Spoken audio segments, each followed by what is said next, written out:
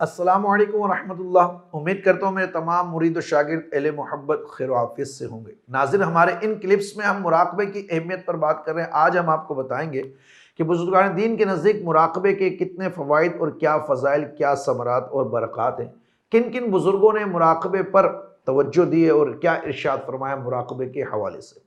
آئیے تو بات کو اپنی شروع کرتے ہیں۔ کلپ کو اول تا آخر دیکھیں، اسکپ نہ کیجیے، بہت کچھ آپ کو سیکھنے کو ملے گا۔ ایک بزرگ رحمت اللہ تعالیٰ علیہ کے بہت سارے شاگرد تھے اور آپ ایک شاگرد پر بڑی خاص توجہ دیا کرتے تھے۔ دیگر شاگرد اس پر پریشان ہوتے تھے۔ آپ نے ایک دفعہ کیا کیا کہ تمام شاگردوں کو اپنے پاس بلایا اور بلانے کے ساتھ سب کو ایک ایک پرندہ دیا اور کہا کہ اسے وہاں ذبح کرو جہاں کوئی نہ دیکھتا ہو۔ سب شاگرد اس شاگرد کے سمیت جس پر آپ کی خاص توجہ تھی، یعنی مرید سمجھ لیں یا شاگرد سمجھ لیں، وہ سب پرندے لے کر چلے گئے اور سب نے اپنے اپنے شعور و عقل کے مطابق پرندے کو ذبح کیا اور واپس آئے۔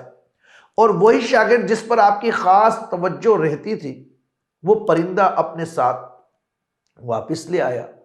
آپ نے اپنے شاگرد سے پوچھا، تم نے پرندے کو ذبح نہیں کیا؟ سب نے ذبح کر دیا۔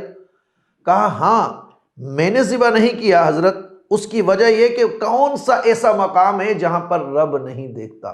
آپ نے تو فرمایا تھا کہ ایسی جگہ ذبح کرو جہاں پر کوئی نہ دیکھ رہا ہو۔ تو رب انسان کو دیکھ رہا ہے، اسی چیز کے خیال کو جمانا، اسی چیز کو اپنے دل میں رکھنا، اسی خیال کو پختہ کرنے کا نام مراقبہ ہے۔ اب چاہے آپ آنکھیں کھول کر یہ تصور جما لیں، چاہے خلوت میں بیٹھ کر جما لیں، چاہے جلوت میں بیٹھ کر جمائیں، چاہے اجتماع میں موجود ہوں، چاہے قیام میں ہوں، سجود میں ہوں، آپ کو یہ خیال رکھنا ہے کہ میرا رب مجھے دیکھ رہا ہے۔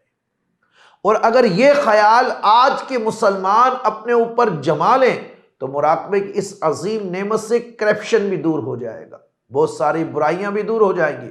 جس طرح کہ آج مارکیٹوں میں ہم سودا لینے جب جاتے ہیں، اگر گاڑی میں بیٹھے رہیں اور فروٹ والے سے فروٹ لیں تو آپ یقین کر لیجئے کہ وہ فروٹ بالکل خراب دیتا ہے، چاہے آپ اس کو جتنی بھی تاکید کریں کہ بھائی اچھی چیز ڈالنا، پیسے اپنی مرضی کی لینا، چیز اچھی دینا، مگر پھر بھی وہ کہیں نہ کہیں فروٹ خراب پیش کرے گا آپ کو۔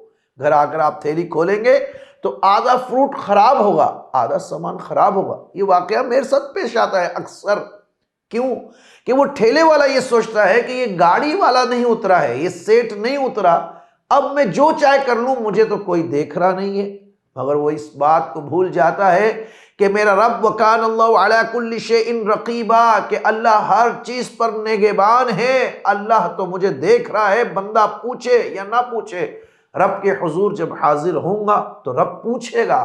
ساتھ یہ فروٹ والے بھائی، سبزی والے بھائی، اس بات کو بھی سوچیں، آپ کی ان حرکات کی وجہ سے آپ کے رزق سے برکت ختم ہو جاتی ہے۔ آپ کے گھر میں نحوست اور بیماریاں ڈیرے ڈال لیتی ہیں۔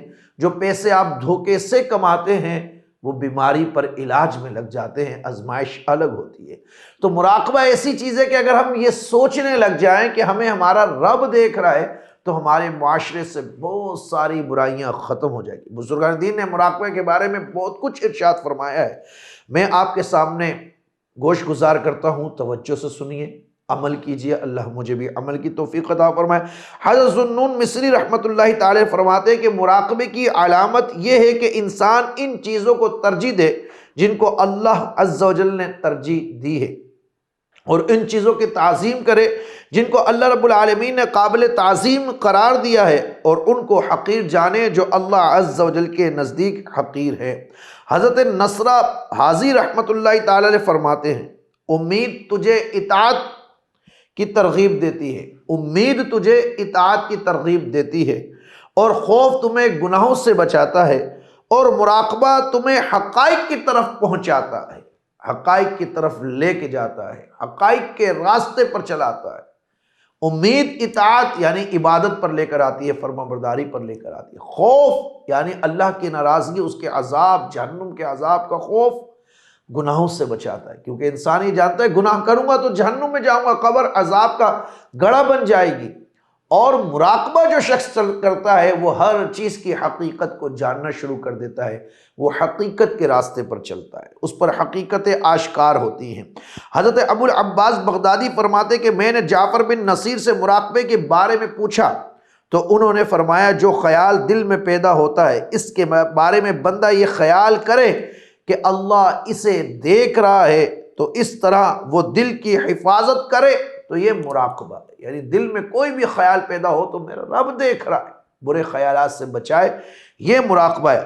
حضرت جریری رحمۃ اللہ علیہ فرماتے کہ ہمارا یہ معاملہ تصوف دو باتوں پر ہے، ایک یہ کہ تم اپنے نفس پر یہ بات لازم کرو کہ وہ ہمیشہ اللہ کو پیش نظر رکھے، دوسری بات کہ اس علم کا اثر تمہارے ظاہر پر بھی موجود ہو۔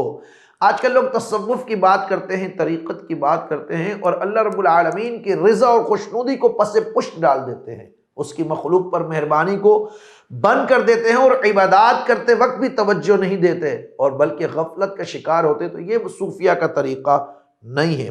حضرت ابن عطا سے پوچھا گیا کہ افضل عبادت کیا ہے تو انہوں نے فرمایا ہر وقت اللہ کو نگاہ میں رکھنا۔ اللہ کو نگاہ میں رکھنے سے مراد یہ ہے کہ ہر وقت اس بات کا خیال رکھنا کہ رب العالمین مجھے دیکھ رہا ہے، وہ اپنے علم سے مجھے دیکھ رہا ہے، مجھے جانتا ہے، میرے خیالات کو، میرے تصورات کو، میرے دل و دماغ میں آنے والے خیالات کو میرا رب دیکھ رہا ہے۔ حضرت ابراہیم خواص فرماتے ہیں کہ احکام خداوندی کا خیال رکھنے سے مراقبہ پیدا ہوتا ہے اور مراقبے سے ظاہر و باطن میں خلوص پیدا ہوتا ہے، یعنی مراقب شخص میں خلوص آ جاتا ہے۔ وجہ کیا ہے؟ جو مراقب شخص ہوتا ہے اس میں ناظرین حرص، لالچ، غصہ، تکبر، ریاکاری یہ سب نکلتی چلی جاتی ہے۔ کیوں؟ کہ فقط اللہ کی محبت، اللہ دیکھ رہا ہے، اللہ دیکھ رہا ہے، اللہ دیکھ رہا ہے۔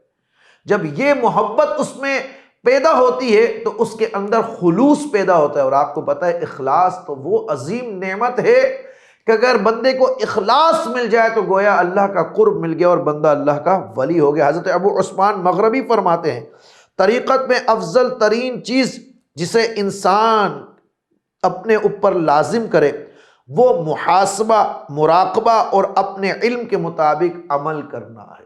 یعنی محاسبہ اور مراقبہ یہ تصوف کی اصل ہیں، اور اپنے علم کے مطابق عمل کرنا۔ صرف مجھ جیسا آدمی باتیں کرتا رہے، عمل نہ کرے تو یہ کوئی کمال نہیں ہے۔ انشاءاللہ آنے والی ویڈیو میں آپ کو ہم مکمل مراقبے کا اور تصور شیخ کا طریقہ بیان کریں گے۔